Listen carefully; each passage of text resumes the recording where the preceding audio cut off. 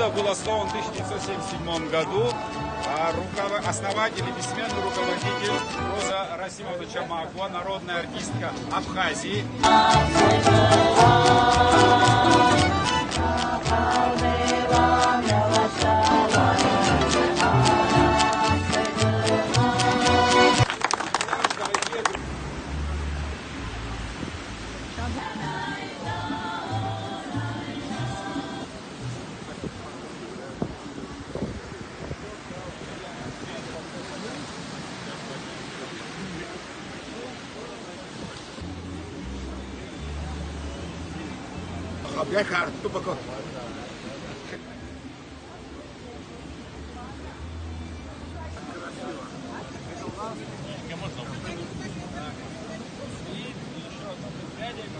Или краше?